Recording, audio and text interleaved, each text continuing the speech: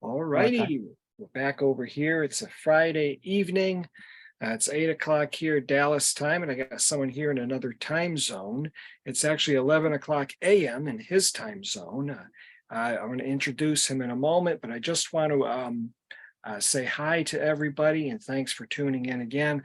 I've got this special guest tonight because he wants to speak about, and actually he's been online for quite a while now, speaking about his views of prophecy and eschatology, which are not common among, I should say, preterists or futurists.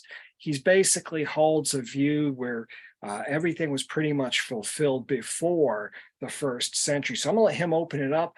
His name is Eric Hall. You'll find him on YouTube as well as on Facebook. Hi, Eric. How are you? Good. G'day from Australia. Going well. Wonderful. It's I guess it's 11 o'clock a.m. there. So I guess I'm just going to ask you first to just give you a brief introduction, a little something about yourself and, how you got into I guess, Bible study, and then what led you to this particular system. And then we could talk about your system. We could take it step by step and kind of do a breakdown, but just give a little information about yourself if you could, please. Oh, well, look, fourth generation Pentecostal, really, Bible studying, and it's just, since I was 5, I started asking questions, and then when I had kids, they asked me the same question. So, and I wasn't allowed to say I don't know because I've, been studying all my life or whatever, and I just got the time statements, obviously a lot different to the AD 70 guys. The biggest time statement is Cyrus, 536 BC, like it was worldwide. Slavery ended, captives set free, and the Son of Righteousness and all those things. And then the millennium, and then the end of millennium is the God Wars with Greece, and then after that, righteousness comes in, and here we are today. What happens with God today is he's asleep in the bow of the boat on a cushion, and no one's waking him up because he won't come out of retirement for anything else but the truth. He left us the truth, and the hammer of truth, and no one's picking it up. So I just consider myself as a truther, just telling the truth about the prophecy and when it ended, and where that leads to now is that we're in the narrative where the birthright and the inheritance are both being, they're trying to sell you out for a warm bowl of red ism or religion or whatever it is, and then you become a slave to whatever you sell out to you. Now, that's what the message of the Bible. That's what I tell my kids. When Cyrus ended slavery, it was legal slavery, spiritual slavery, and mental slavery, and we're in what's called now, the philosophy guys call the big lie, and that goes back to Darius, where he said, I didn't follow the big lie, I followed the big truth. And the same thing happened at the first fruits, which was a war with Greece, Cyrus Christ versus Antichrist, and at the harvest, which was when Michael stood and all that. I've actually got a colour-coded version as well. I'll end up showing you that later, I suppose. Okay, so you're saying, okay, so let me just, okay, so you said Cyrus, so this is So now we're talking 536 BC. So now what was the significance of Cyrus? Because you'll have to, because I've seen your view and I've read your comments online, but I'm not really too familiar with your view. So you have to break it down for me. What was the significance? Are you saying that Cyrus, because I know there's some messianic prophecies that seems to point to, well, a lot of people think that maybe it pointed to him. So you're saying that those prophecies were fulfilled in him, right? Yeah, yeah. He fulfilled the first fruits of it, and well, not just him alone. It's Cyrus was King of Kings, Zerubbabel was Lord of Lords, and Zechariah is a prophet of prophets, the last one. And you can add Ezra was a scribe of scribes, and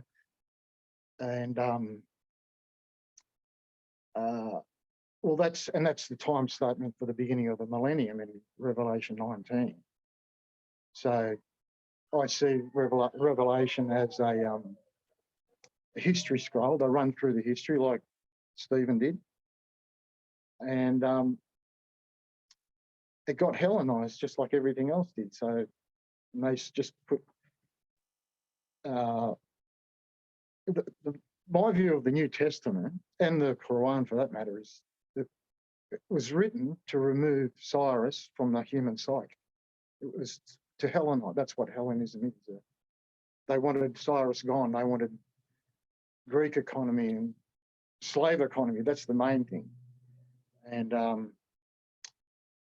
well, the time statements are there, so that's all history. So Zerubbabel rode out of Babylon with, palm branches and on a donkey, and Hosanna, Hosanna in the name of the Lord, which was a freedom thing. That's not a nice song to sing. That was that was Cyrus freeing the captives, soothing their weariness and loosening their bonds and all that. And that's the first fruits example. The 3.5 years there is the first fruits. That's so. Whenever you hear people talking about what happened to Jesus while he was in the tomb, it's the same thing that happened to Israel while they were in Babylon. Lucifer was killed. There was a war with Greece. Sealed on the foreheads. 144,000 is the 360,000, and that's where Israel only ends. It's then behind them there was a multitude, and then another multitude, another crowd, and they were all the stragglers, the people that come back by themselves, or people that come back at the end with Ephraim as a double portion gathering before the eternal Sabbath, which is what we're in now. That's why I say God's retired, and he's asleep. not retired like I am. He's he'll wake up when the truth. He'll only wake up for the truth. He won't wake up for the big lie. It's not happening. We're just getting more and more Hellenized. There's poverty everywhere. There's 80,000 homeless just in LA by itself. I was watching videos of that, and they're all, that's science for you. That's turning your back on God. God wanted Persia. That's just the way it is. He didn't want Greek democracy at all. The women and slaves did not vote for thousands of years, and that's why we've got this economy where they can't put band-aids on it, and it's just people are just going into poverty, homeless, and can't afford bills, and God didn't want it. We wanted it, I suppose. We turned our back on Persia, and the New Testament's got a lot to do with that. Like when you either know, the knowledge of the Lord flooded the earth, not the belief in anything. The knowledge of the Lord flooded the earth, and during the millennium, you had to ask Jewish men, what's going on? What happened? And they would tell you. They have 777 in their phylactery, and they just tell you what it meant, and they give it out in your hand. It's the number. Cyrus is King of Kings, and that's it. You've got to, and it's when you're looking at his background, he was brought up as a truth or die, Zoroastrian, truth or die. They were, you know, and that's where he comes. He's inseparable with Zechariah. Zechariah 5. He says, thieves, liars, and perjurers all put to death. You know, to God, thieves, liars, and so when Christ came, thieves, liars, and perjurers were all put to death. You know, and some of them publicly crucified. You know, the habitual lies and also like getting rid of the whole slave economy, emptying the 40. What is it? Isaiah 45:3. Empty the treasures of darkness. I'll give you the treasures of darkness. God made Cyrus the richest man in the world as a sign, like the greatest landowner, the wisest king apparently, and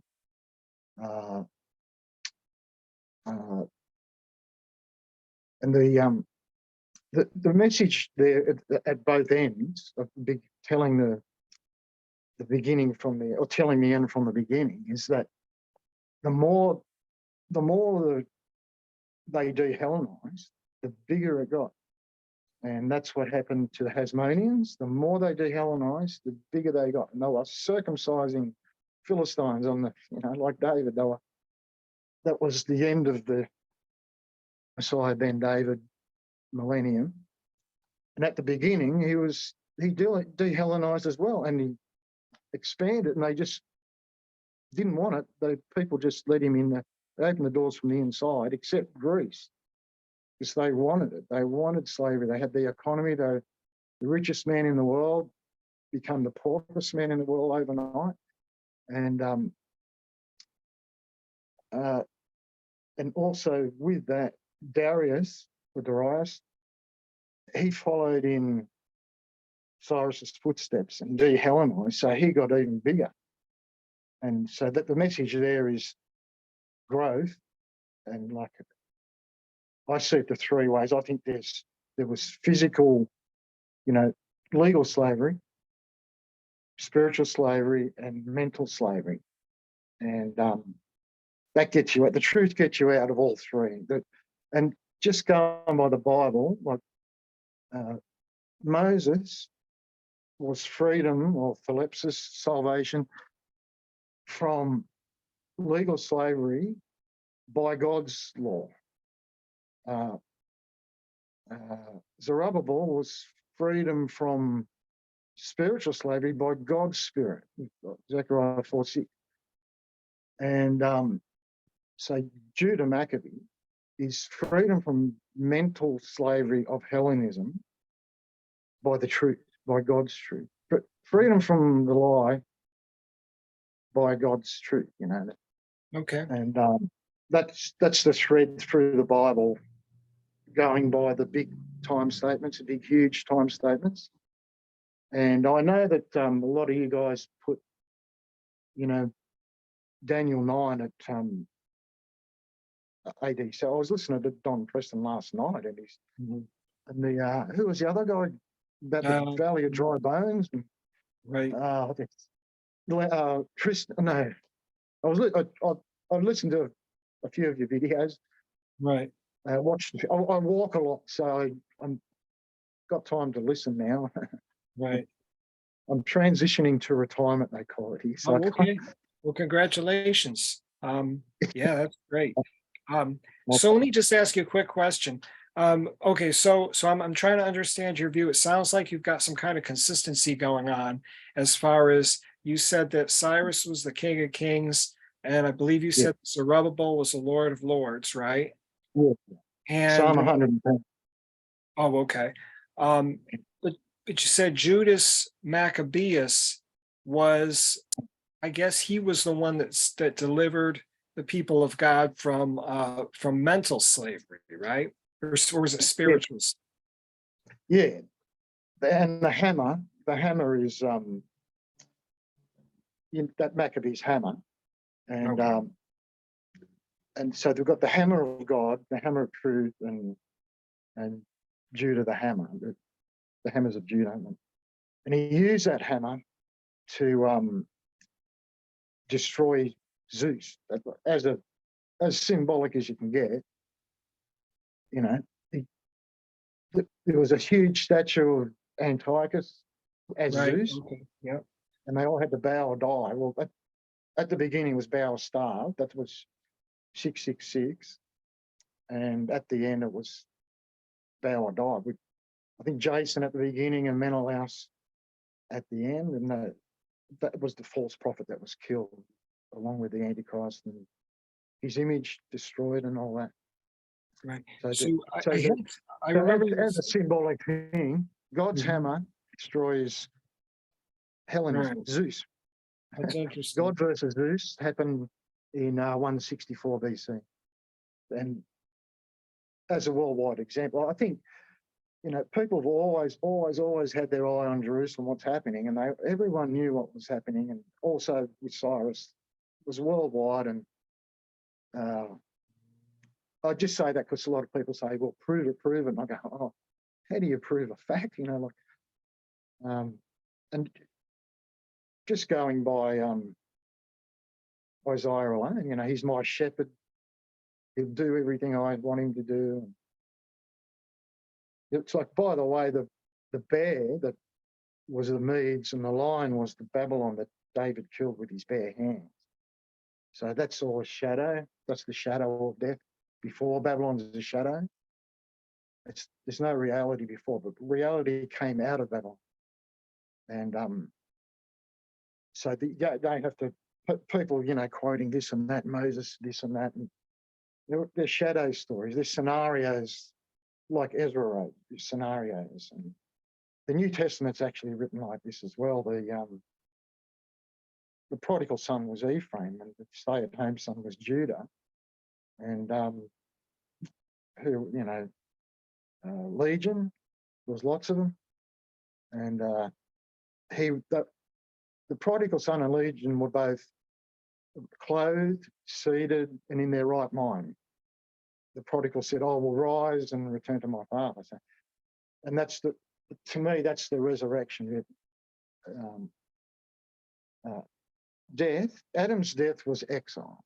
I know a lot of people won't like that. So burial was Babylon, the rich man's tomb, and return is resurrection. Resurrection is return.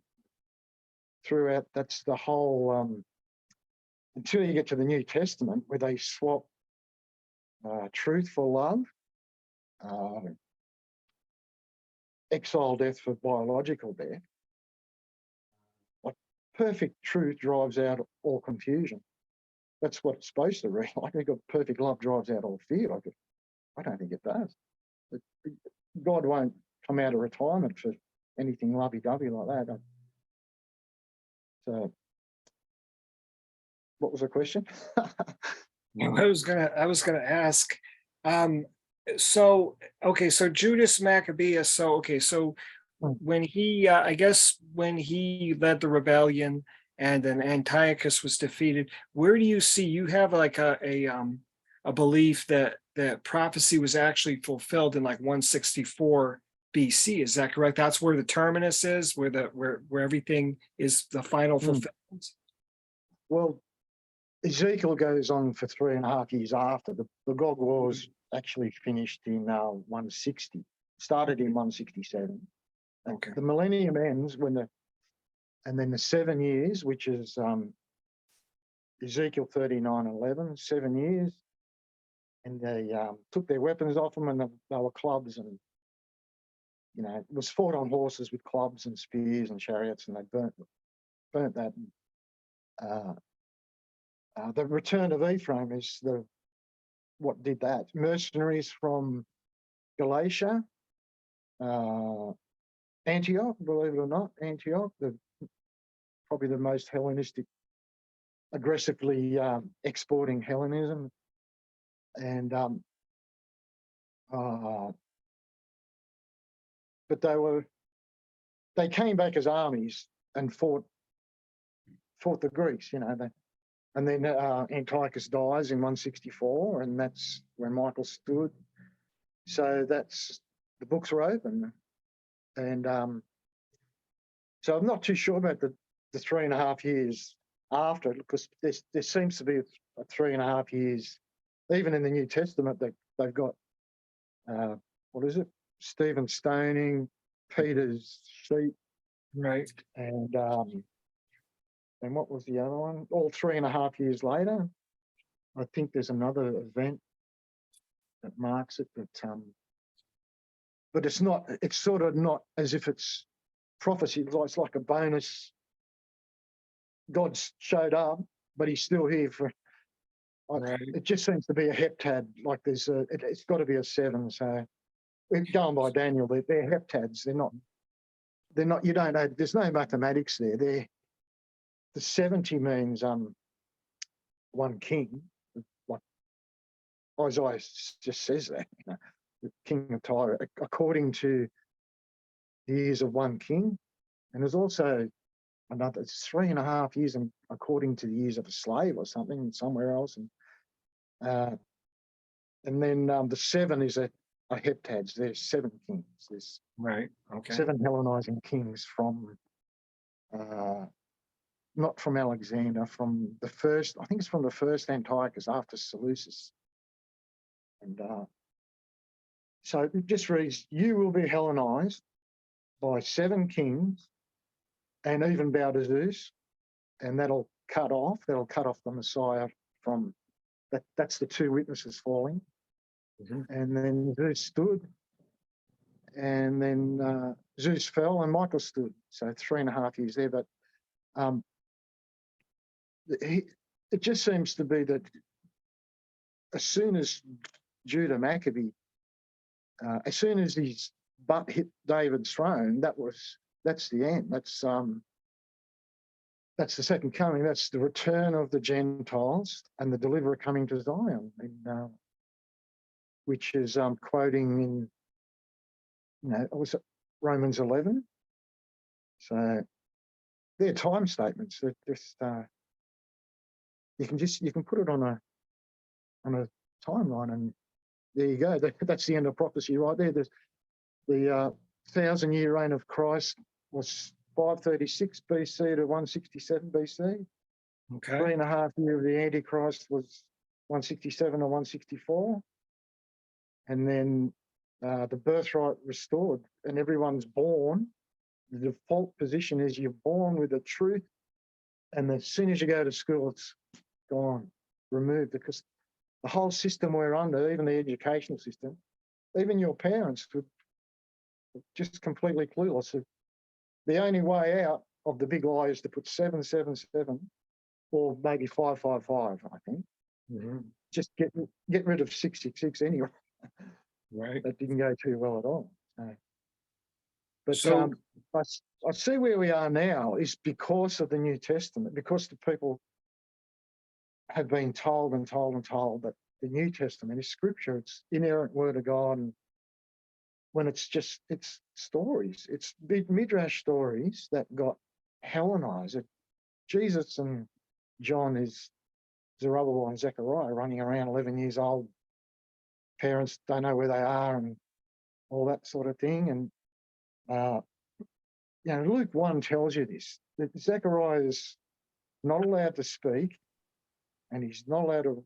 The first thing he writes is his name is John. Like you've got to. If you take that both ways, if you think the New Testament is scripture, then John replaces Zechariah. God's voice comes out of John's mouth instead of Zechariah's mouth. God's word comes from John's pen instead of Zechariah's pen. And they're all the Johns are the same. The reason why there's so many Johns is because there's so many Zechariahs. There's 29 Zechariahs. And and if you see the other way, then I'm afraid to say that God's voice came out of Zechariah's mouth. He was the revelator. And God's word came from Zechariah's pen, So that's how I say, well, he's prophet or prophet. And he names Zerubbabel. He says Persians are going to come and terrorize the terrorists, which was Babylon and Assyria. Although anyone who exiled was a beast, and they were terrorists. And God sent Persia in, and he wants us to be Persian. everyone to have no politicians with wars and no poverty. Just keep giving poor people money until we're not poor anymore. There's plenty of money in the treasuries. What's the US military budget? And there's 80,000 homeless per city, and goodness me, That's a shame. but just adding a little bit more about what we can do about this is that so if God raised Cyrus up from birth, from his right hand, raised up. He was born King of Kings. He was born to do it, and then God put him in a Zoroastrian setting where you weren't allowed to lie or steal or anything like that, like Ten Commandments. And well, the first thing that happened was if it happened today, so we've had enough. Let's do something about it. Let's do something about the wars and rich people and rich pedophiles, in government. Goodness me. That's what I want for the next generation. I don't, and if it's just a matter of speaking the truth, I'll do it, but there's just such a hell of a lot of people that say that, it's either AD 70 or in our future or some other time in the past. And so, so in 550 BC, God put the world on notice about what he didn't. There was no revolution. He let them know what was going to happen. Cyrus is going to go, I'm going to free all the slaves. And they went, open the doors from the inside, Babylon, Aleppo, Supa, and Ecbatana. Oh, that was Ecbatana, 550. And so what happened there was the Medes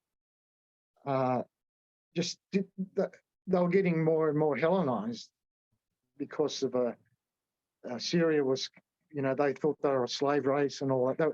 The Kurds, Babylon and Assyria treated the Kurds the same way they treated Jerusalem, believe it or not. So that's why they were happy to dash the children against the rocks, and that was the Medes who did that. And so going by that, everyone knew that. And from Isaiah, there's 3 times Cyrus. So, and here he is, and by the way, if Isaiah was telling about Cyrus, because there was another Cyrus, so he's saying, well, he just said the name Cyrus, so it turned out to be right. So it's Cyrus the first and Cyrus the second, so which was at Isaiah's time, Cyrus the first. And then, so the revolution sort of thing didn't really happen until 536 BC or 539. That was when Babylon fell, and the Medes took over, Darius the Mede. And so if that happens today, you could say God could raise up someone, put the world on, 14 years notice. So it's not, that's a long time to say, well, what's going to happen when we get rid of politicians? So, well, we'll have a good governor in each city, a functional good governor, no lying, and and you don't vote for them, so they don't have to lie about getting votes like that. It's just a big lie. The biggest liar gets in, You got no one to vote for except elite people, pedophiles and rich, just greedies. And they form into a party, and there's lots of them. So you just can't beat. We have to get rid of the whole lot. And the model is he emptied the treasuries. He emptied their treasuries, and going by Ecbatana, he gave lots and lots of money to the Medes who helped him walk in. That wanted an end to the Greek system, and then so as I say, and they're all happy to do it. And so the next town that come along just went, oh, fine. Oh, and that was until Greece that said no way. And they, at the Hellenized River, they met at the Hellenized River. That's the, this is what Daniel saw. This is what Daniel was predicting. He saw what the wars and rumors of wars that Daniel saw with, you know, he was in the court. He saw Cyrus coming, for Christ Cyrus, and he saw Antichrist Greece. And they were going like this. And then Lucifer turns up, Babylon turns up. And it's very sketchy because it's Herodotus and Xenophon, where, you know, I'd take with a pinch of salt. And anyway, the Battle of Pateria is the Christ Antichrist war that Daniel said, oh wow, and Lucifer's helping the Antichrist. Wow. So but then Lucifer gone. There's no Lucifer after 539. So he's saying, oh no, it'll just be Antichrist and Christ at the end, just like it is now. And so Zechariah saw this as well, and Ezekiel, and they all told the end from the beginning. And the end it's all wrapped up in what the Hasmoneans did. Mattathias killing the apostate. That's the great apostasy. The man of perdition was revealed. Parousia started, parousia ended, and everyone's righteous. Everyone's born righteous, right with God. And God retired. That was when he didn't retire. He retired from. He didn't go to sleep. He's asleep now.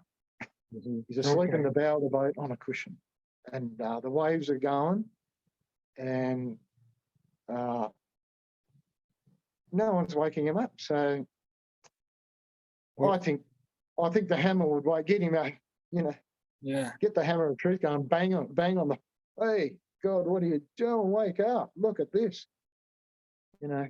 So what's that? So what when you say the hammer of truth, you say we need to wake him up.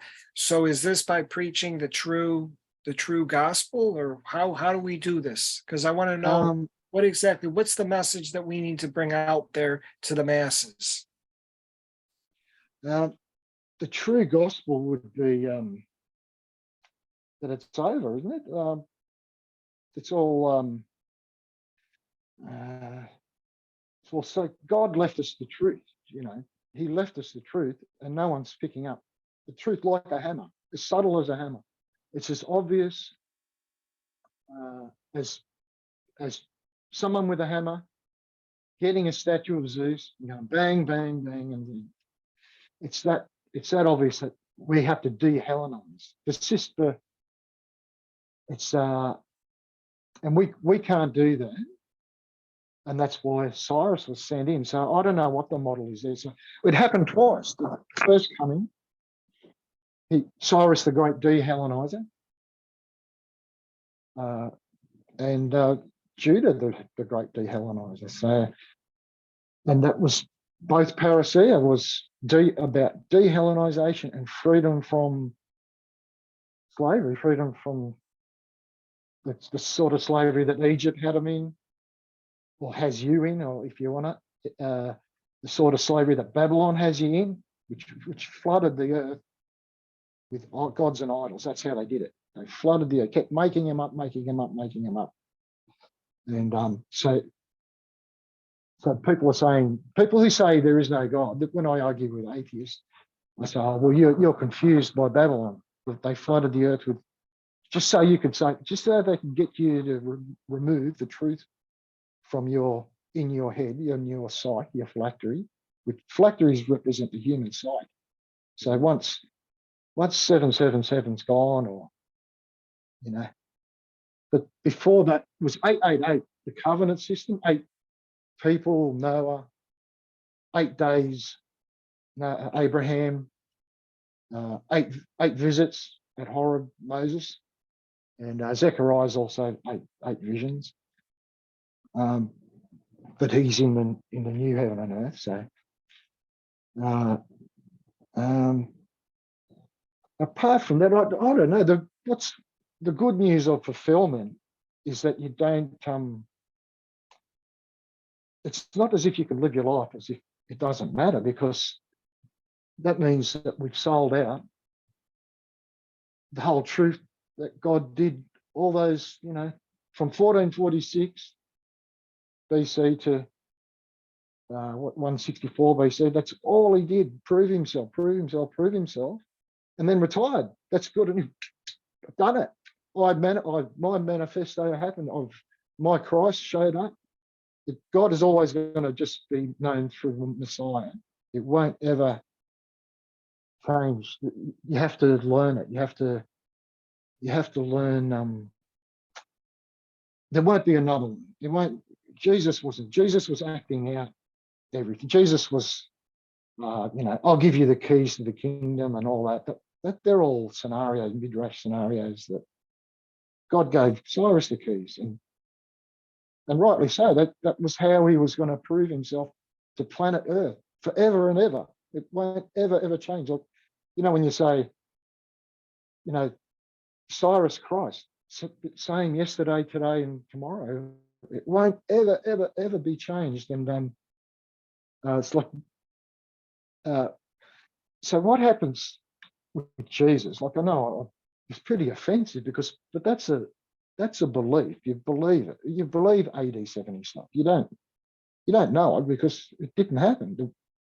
The second coming was the gathering from the four winds was over in 160 at the Gog Wars, the 7-year Gog Wars. There was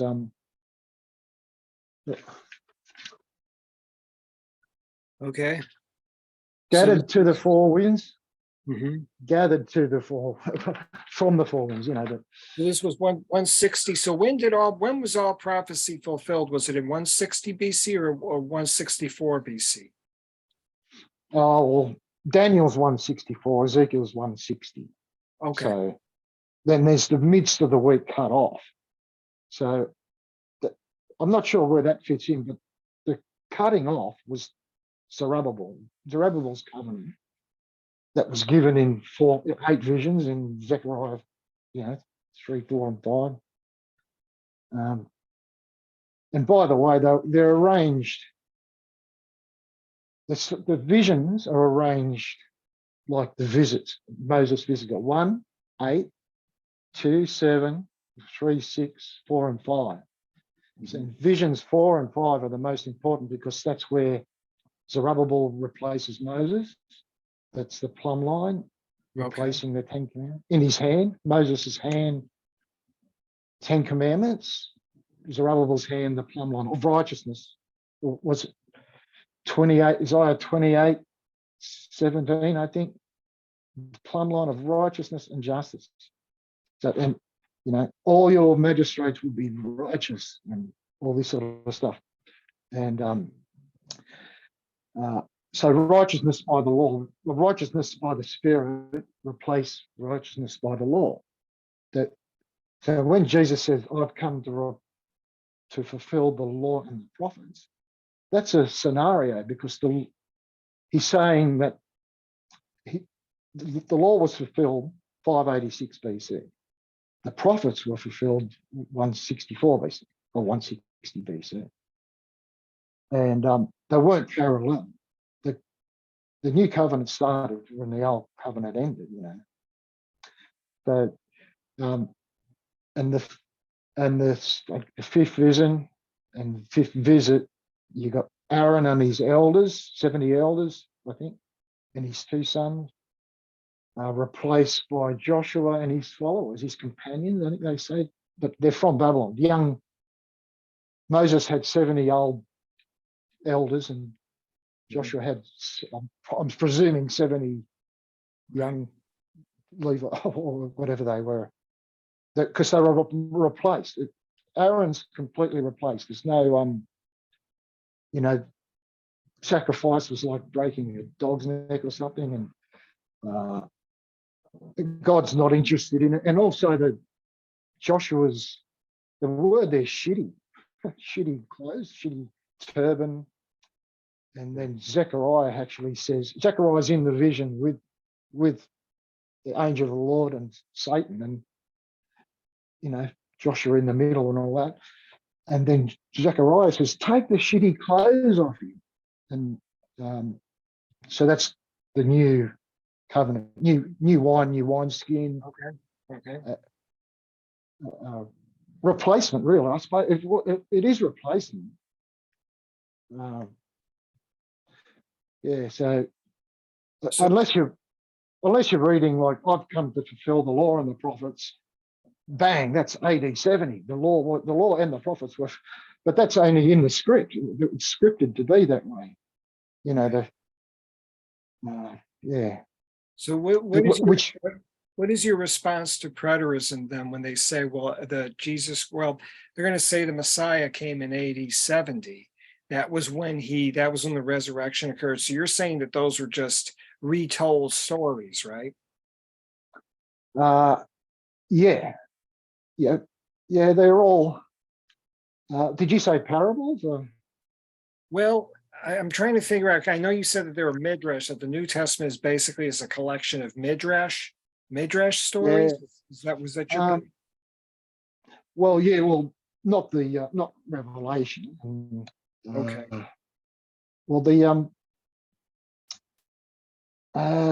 You see, it depends on when you have the New Testament actually being released. I guarantee you that all first century Jews knew who Cyrus was, and also no one in Galatia was ever under the law.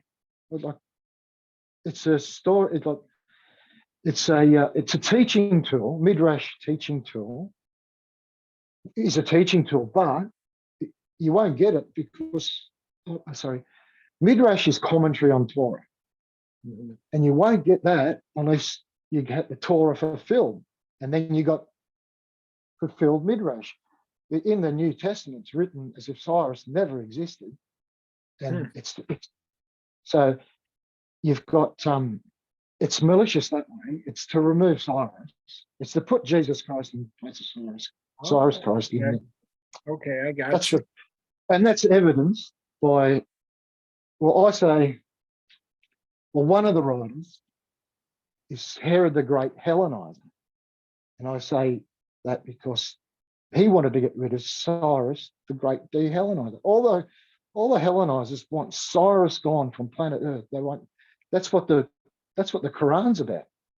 That's what had such great success with the New Testament that they made up the Quran for, actually, I think that was for Parthians. Parthians were resistant to Hellenization, and they actually de-Hellenized.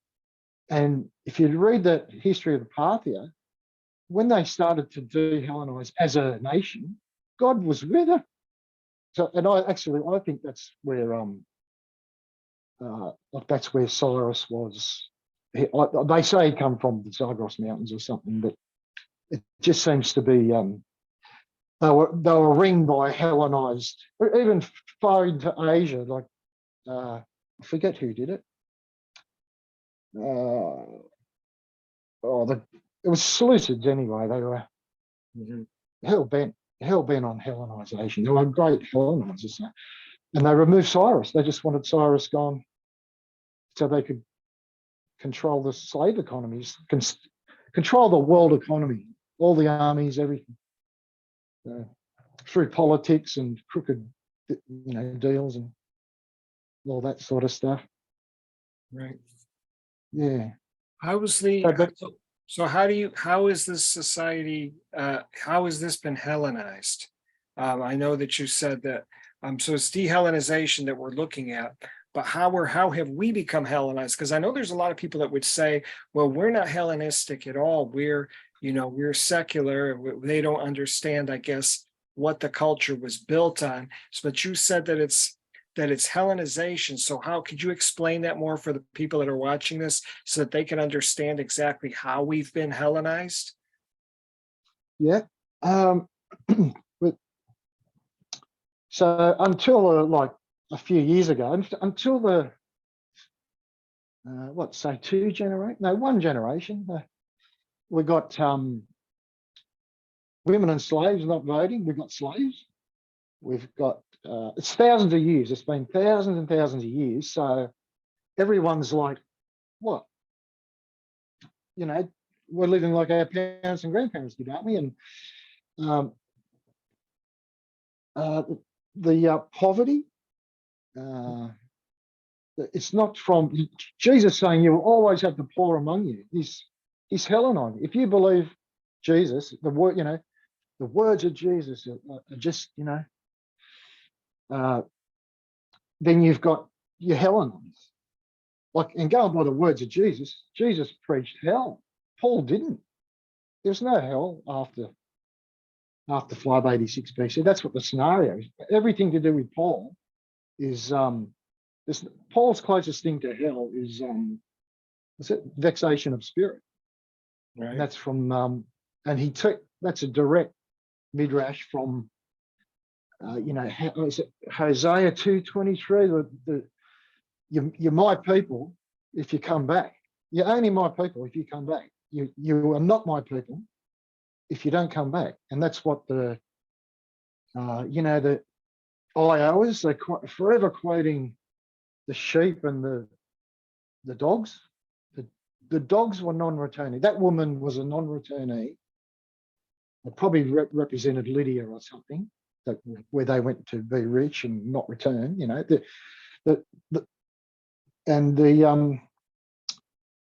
yeah. See, but then I've got a diaspora. There's no diaspora in the first century. There's no diaspora to preach at. The diaspora was the return of Ephraim to fight the Gog Wallers, and they come out of Anatolia, and the so with Jesus preaching hell and Paul not, that's because in the story of it, hell happened in hell was him on the cross. That was hell. That was the law being nailed to the cross. I understand you guys say that, and the suffering servant died for the sins of the first covenant, going by Hebrews, which is the same, running through the same history, is happened in 586 BC. That was, and then when they come back, there was a fountain open in Jerusalem for returnees only. And then after the end, there's no sin for anyone. There's no sin at all. Everyone's born sinless. Where sinlessness was only for the returnees. Sinfulness went into Babylon. Sinlessness came out. That's why, and Paul, like 1 Corinthians 15, is not a not something that happened in AD 70. He's telling you all in Adam died in 586 BC, and all in Christ were made alive during the new covenant, 536 to the millennium now. Huh. Okay. So yeah, so I don't know if it's like a parable. If you understand, a short parable or something about the master returning or something, and well, you understand, like it can be acted out as a script, you know, the parables. And then just if you tag on the end, the prodigal son was Ephraim, and the feast was the feast at the end, where everyone's the new covenant feast, which was the whole thing was a feast. It was the whole thing before Babylon was fasting, and the whole thing after Babylon was feasting and singing, and mourning before singing after. So when Zechariah 8 or 7 and 8 is the you know, Beatitudes and all that of Jesus' words, Jesus' words were mainly made to rip you off from Zechariah 7 and 8, where all the godly morals are, and all that. And so I know it's a bit of a I'm getting it, man. I'm getting it. I'm trying to follow you, and I think what's going to happen is I think ultimately we'll have to do more than one of these podcasts. Yeah. But okay, I'm seeing what you're talking about. Zechariah chapter 7 and 8. Oh, okay, I see it now. Okay. So yeah, or 18 and 19, I think it is, and it's Zechariah And that's where remember me as often as you fast is changed to remember me as often as you eat. And that was, and the other one is, eat my flesh and drink my blood. That seems to be a hard thing, unless you know that Zechariah 8 is got there. The four feasts mentioned there in Zechariah 8, 18, 19, the 4th, 5th, 7th, and 10th month. And the 4th is the breaching, 5th is the burning, 7th is Gedaliah's murder, and the siege, the 10th month. So that's what remember me. And the whole point of the question there is, should we fast? John the Baptist disciple saying, should we fast? Well, in there, it's got people returnees from Babylon, named, I think they are, go up to the temple where the prophets are, prophets of the Lord, Haggai, and they greatly feared the presence of the Lord. The presence of the Lord was there. The Spirit of the Lord was there. Zerubbabel was there off his face, surrounded by 200 singers, and so they asked, what's going on? Is it over yet or what? And Zechariah says, it's now you remember when you eat, not when you fast. Don't fast. You just remember when you eat. It's good enough for God. But the question that he's answering is, it's these 70 years, but it's the morning. Should we fast and mourn? And if you go back to Zechariah 1, it's in there. It's got God saying, did you really fast for me? For me? Like, it says it twice.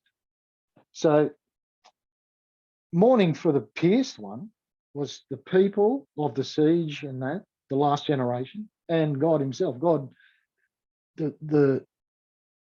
in Daniel, like Shadrach comes out. The fourth man doesn't, the three guys come out, the fourth man does not come out. Okay. So he's saying, did you mourn for me? He was gone. As far as I was concerned, they would never hit, God's dead. So, and then God himself says, did you mourn for me as well as for Jerusalem and your parents and all the old prophets and that? Did you mourn for me as well? Or he put it to them, and supposedly that fixes up, but no, Jesus is replaced as the pierced one, and you got to mourn for him. It doesn't even say you stop mourning. As Zechariah says, 70 years, that's it. It was only 70 years. So stop mourning, and we're in the new covenant now, and as evidenced by Cyrus, and then a guy called Cyrus actually turns up and frees the captives, and right, so we must be in the new covenant. And there's the signs, and when Jesus says to those people, well, Jesus saying, replacing the Zechariah there, and he says, what does he say?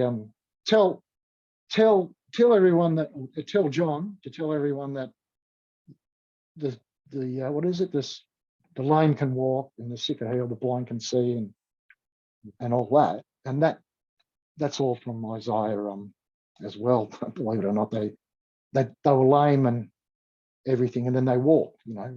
They walked back, and they were healed. The blindness from 42. None are so blind as Israel. No, they would, and then they were all could see. All the waters were wine statements. The beauty of the ashes, and then the beauty after. The water to the wine. The wedding's 536 BC, by the way, where the water was turned to wine. And Moses is by water. That's what it means. And Zerubbabel's by spirit. Okay. So the millennium then begins with Cyrus, and as you said, it was a 400-year millennium. So this is where I guess you get down to the end where Antiochus comes up, and then that's the 3.5 years, and he's cut Yeah, off. the man of perdition revealed, great apostasy. The Okay. Hellenization is apostasy. Going by Okay, I get going by Cyrus and Judas Maccabees, going by Christ, Hellenization bad. And it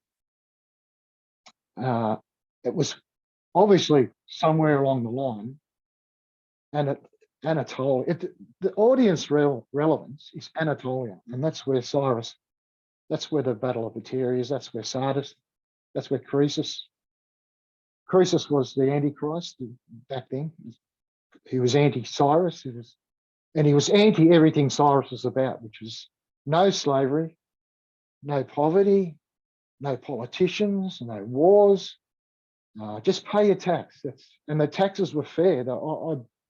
Going by looking into history of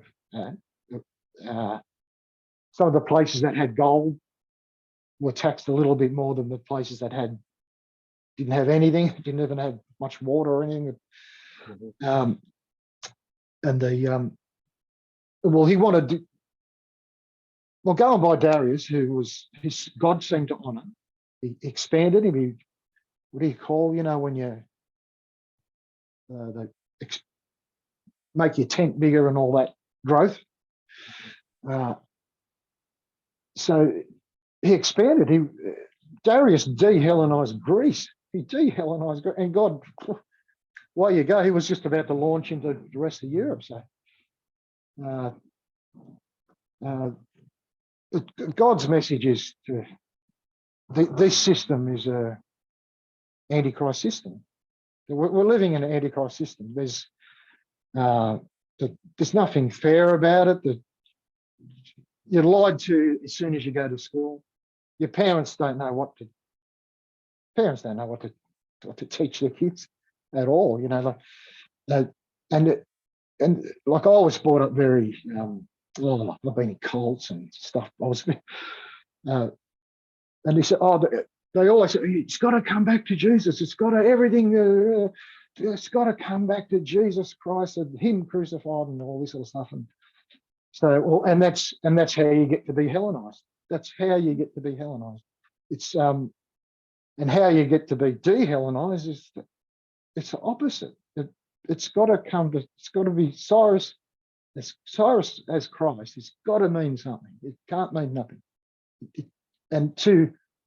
There's a few YouTube videos, and they've got the Cyrus cylinder out, and they're all going, they're reading, oh wow, don't lie, and there's a few quotes. I didn't get that into, but they're lecturers, the intelligent people, and they're saying, well, we've been duped. This is ridiculous. We've got poverty and wars and politicians with the red button, nuclear, this is just done.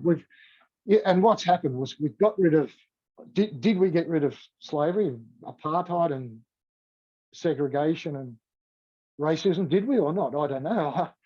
I don't think we did. Did we get rid of sexism? What, just by giving women the vote? Oh, there you go. You can be happy now. That's it. That's right. They made women. They didn't do what Cyrus did. What Cyrus did in Greece, under Antichrist Greece, women and children were for sex only. They didn't own anything. They didn't. They were barbaric. Greece were the barbarians, and Persia were the godly gentlemen. Really, they gave. So that woman with the dogs and the sheep and Jesus was talking to, that she would represent what the Hellenists want to get rid of. They want to get rid of women owning and businesses, owning, employing men. Women are owner managers. Children were admin. Children learned admin from 5 years old at school. They could do mathematics. Cyrus had 3 trades and grew flowers. And if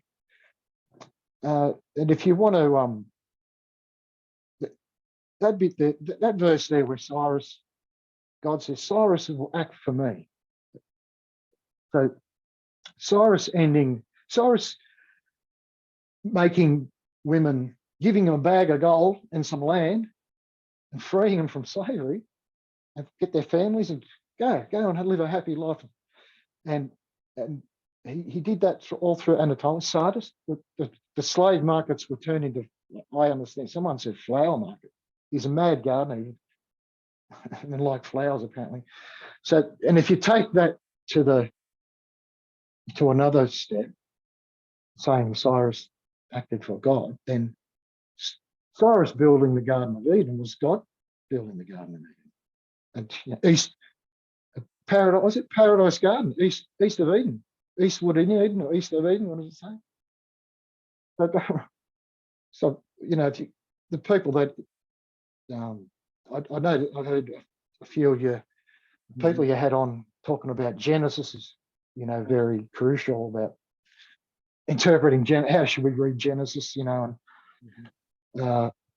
that goes into that, like there's a Garden of Eden there, and you the message there is exile is death. You shall certainly die on the day you eat of it, and he was exiled on the day you eat of it. Right. And then return is resurrection. And it's just certainly die comes up in there's a few minor prophets that say certainly die. And it was exile. My people die, and my people perish for lack of knowledge. That's New Testament. In the Old Testament, my people go into exile for lack of knowledge. And when they come out of exile, return, the knowledge of the Lord flooded the earth and flooded their heads, and everyone knew God turned up. It's Cyrus. We got no slavery. So during the millennium, they were enjoying the benefits of the millennium. There was, this is unreal. This is, and I think there's a few shadows of that in the New Testament. I know a lot of the parables are just eschatological, and they about returning being everything. Returnees were righteous, returnees were sinless, returnees were redeemed. Therefore, the redeemed of the Lord shall return and come to singing to Zion. And that's where you get the Christ on a donkey. That's how Zerubbabel rode out of Babylon, on a donkey with 200 singers and palm leaves and all that. And if you want to read that, Matthew 21, I think, is the closest. There's no triumphal entry. It's not mentioned. It's in all four Gospels. People say it's in all four Gospels, and in Revelation twice. That's why 536 is such an important year, because that was the end of the 3.5 year parousia, in which was it all of Zerubbabel's enemies were made his footstool. And that's Psalm 110. That's Zerubbabel earned the title of Lord of Lords when he sat at God's right hand, while God, was it Babylon? That was Molech, God of Babylon. Molech, God of Babylon. Lucifer, King of Babylon. Babylon, city of confusion. All footstool. And that's where they put King of Kings and Lord of Lords together, because Isaiah 11, you've got to have the descendant of David ruling with an iron rod, the shepherds, the good shepherd weapons, was it the rod and the staff, comfort me. And then you've got to have Davidic borders, which is Cyrus. Cyrus was like, Davidic borders were nothing. Davidic borders was only from the Euphrates to the brook of Egypt. So, and Cyrus was, and just on that, with that growth, because Herod the Great Hellenizer wrote the New Testament to Anatolia as if Cyrus, the great de-Hellenizer, never existed. And it was to Helen, and it's the facade. I don't know if you know anything about Herod's facade that he put up. Herod marrying Hasmonean is part of it, part of the facade. And you know that there was an actual like the big sign in Isaiah 11 that was raised. When Messiah comes, he will raise this huge sign, and no one, it would be undeniable. And that was the temple being built. Oh, And that was the knowledge of the Lord flooded the earth. Wow, you know, Messiah's here because the temple's built. But the Messianic temple's built, the Messiah is here, you know. And so the edifice was on front of that. So whenever people, whenever the edifice went up, I'm not really sure, but you could point out and just say Cyrus built that. Cyrus and Zerubbabel built that temple, as predicted, you know, and as Isaiah said, and so we're right. And then up goes the facade, and it suddenly turns into something else. And people, within one generation, they're, you know, like, was it worth it? Was it all worth it? You know, which is what they were saying when you know, when the men of perdition showed up, and you know, when they realised it was Antiochus, he said, "Oh, you know, not this again." That's what they were saying. The second beast, and not this bow or die stuff again. Not again. The second beast. We thought you were dead. You know, like, you know, the come back to life. Which there was one beast that, well, the last beast come back to life, didn't he? So, it's the same thing as Babylon, except the only difference was Babylon flooded the earth with gods, so to get people to say there is no God, and Greece flooded the world with isms of religion to say there is no Messiah, and it worked. People said there's no Messiah. It was Cyrus all along, you know. So, but the edifice was for them. That's how that's how Hellenization works. You cover it up. You cover up the God stuff with Greek stuff, and you need a hammer to get rid of it. And then, and also, this is how Hellenization works. They did not destroy it. You know that a lot of people say when the power of the holy people was completely shattered, that was Hellenization. It completely shattered, as evidenced by thousands of years of ungodly world rule, you know, Hellenist Greek slaving and thieving, and, you know, false weights and measures and all that, the abomination stuff.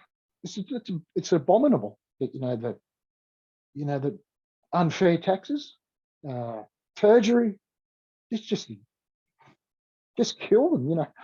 But no, we won't, because Greece it's okay to lie. We're born on your system where it's okay to lie. And telling the truth is a no. You offend people, you know. And you the higher up you go, like they're on. Politicians are. The higher up you go, geez, goodness me. Just about anyone in public office is a liar, you know. Or they have to lie to get there. You got to lie to get there, you know. You got to, like, if anyone who's ever been through an election campaign, well, you can just spot it. You can spot the lies.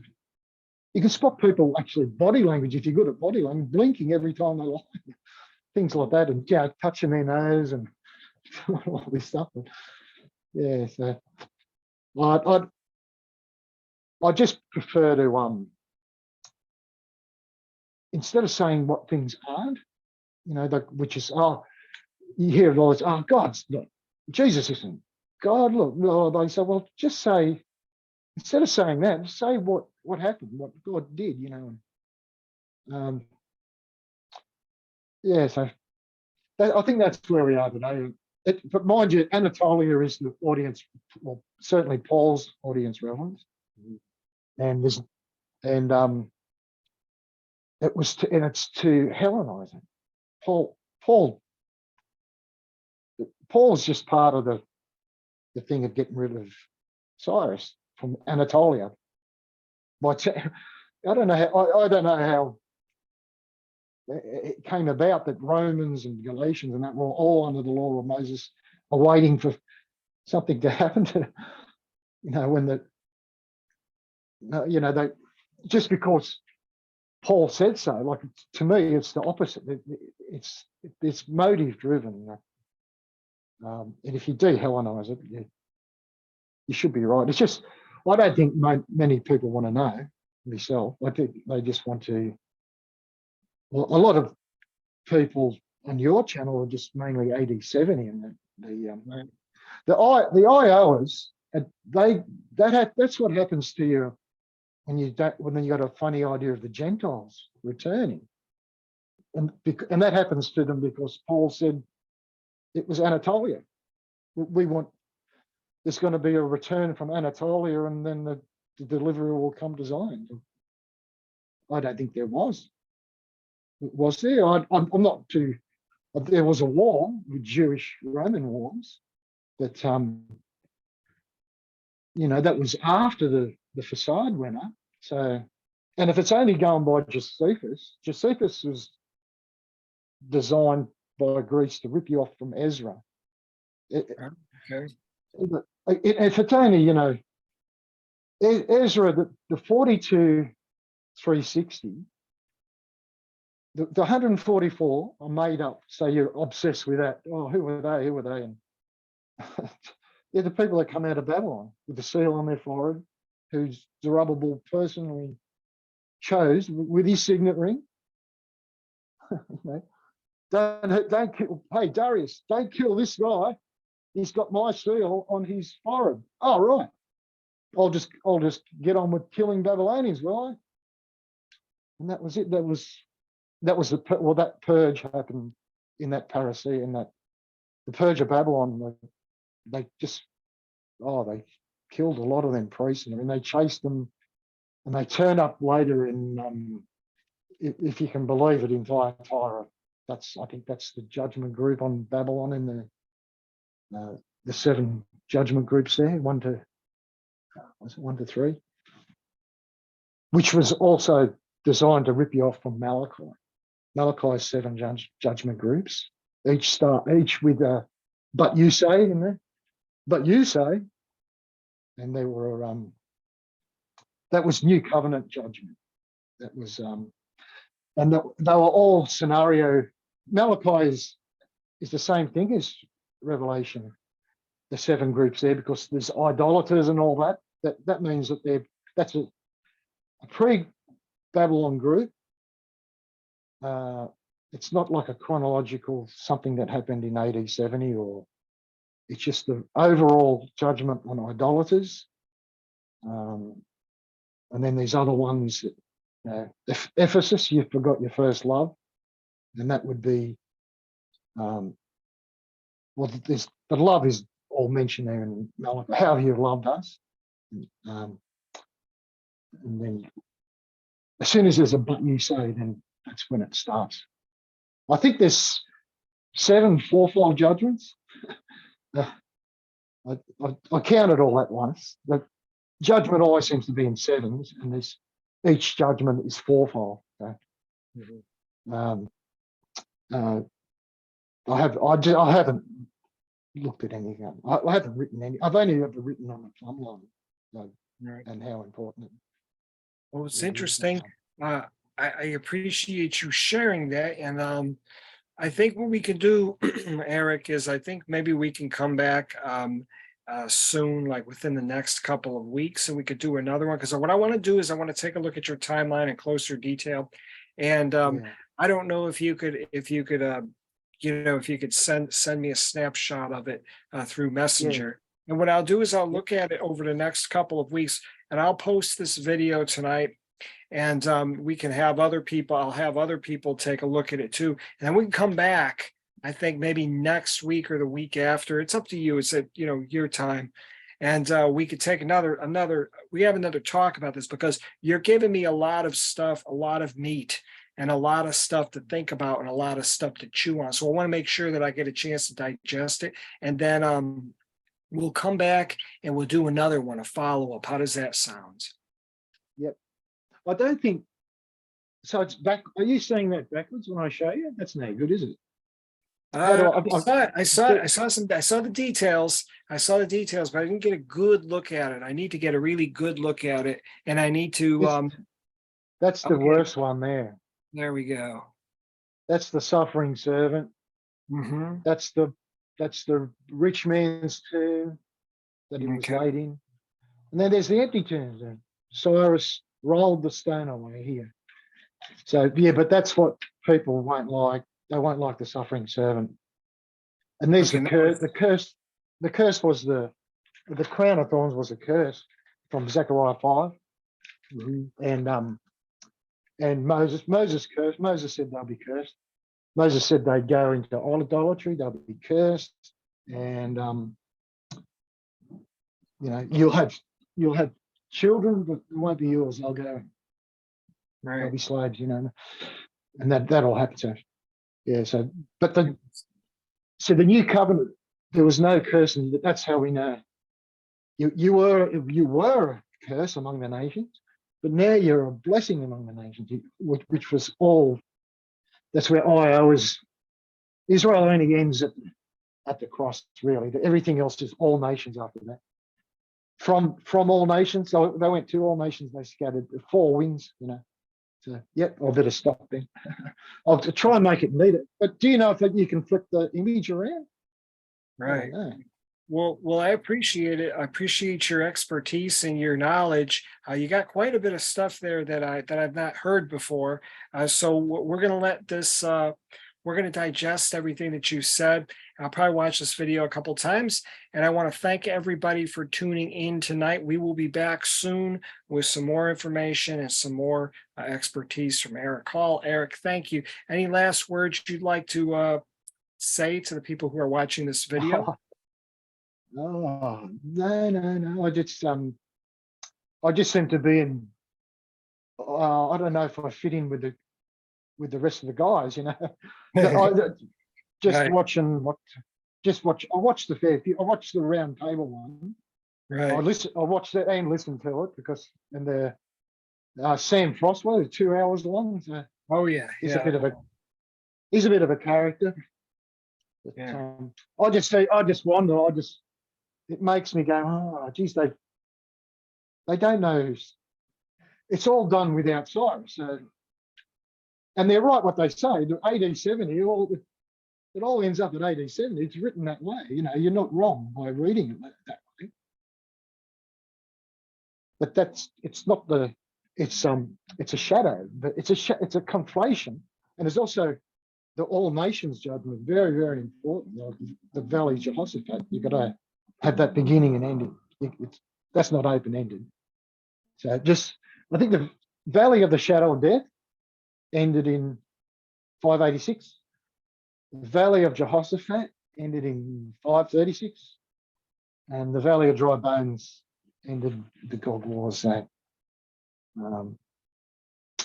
that's about it. I'll do my color-coded one. I've got the waiting tomb, the rich man's tomb, and then the empty tombs. I've got the covenant standing, the covenant falling, Zeus standing, Zeus falling, Michael standing, righteousness standing, eternal righteousness, Michael.